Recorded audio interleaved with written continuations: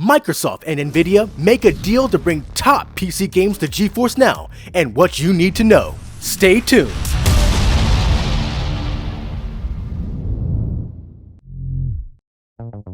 The cloud just got bigger.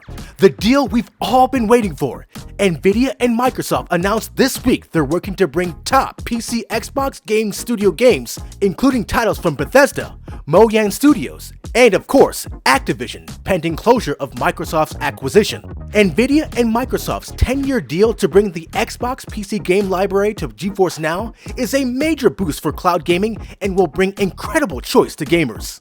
The work to bring top Xbox PC game franchises and titles to GeForce NOW, such as Halo, Minecraft, and Elder Scrolls, will begin immediately. Now, how will all this be accomplished?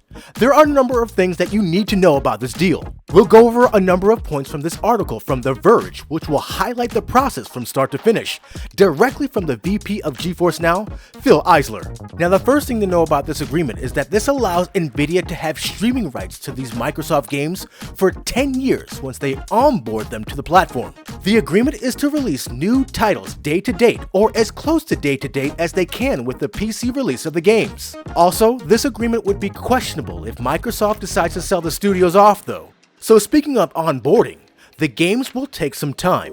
As you know, updates every week are only a handful of games. Since Steam and Epic Games are already integrated, they will start with Xbox PC games from these distributors first in the next few weeks. Which games are going to be added first? Well, we don't really know. Now, my guess is that Halo would be first in that list along with Forza, since these titles were in the announcement. But of course, this is just my guess. Another thing to note is that the Microsoft Store will be added as another distributor, so purchase games from the Microsoft Store catalog will be added, but this integration will take 6 to 12 months or so.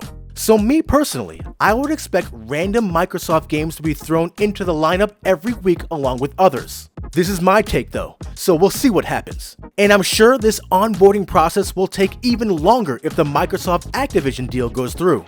So now the real question, what does this mean for PC Game Pass games? This one is still up in the air. Phil Eisler says that they have no announcement about Game Pass games right now. So all we have is speculation on this, and my take is that it might work how the EA and Ubisoft games on Game Pass work on GeForce NOW already. If there's a PC game on Game Pass that is in the Microsoft Store and on GeForce NOW, I can see this working. We'll have to test this theory out once the Microsoft Store gets integrated. And the last thing you should know is that Eisler said that this deal came together just last week, and companies haven't worked on detailed implementation plans yet. I'm guessing he meant other than the plan for GeForce NOW to implement games immediately. So that's the gist of what you need to know about the deal. Let's talk about GeForce NOW for this week. Ultimate members can now access cloud-based RTX 4080 class servers in and around Paris, the latest city to light up on the update map. Keep checking back here on GeForce NOW Thursday to see which RTX 4080 SuperPod upgrade is completed next. Check out the full list of new titles available to stream this week. Earlier in the week, members were able to stream Atomic Heart, a new release on Steam, Blood Bowl 3, a new release on Steam and the Epic Game Store, Chef Life, a restaurant simulator, a new release on Steam, Sons of the Forest, a new release on Steam, Ember Knights, available on Steam, Cartel Tycoon, available on the Epic Game Store.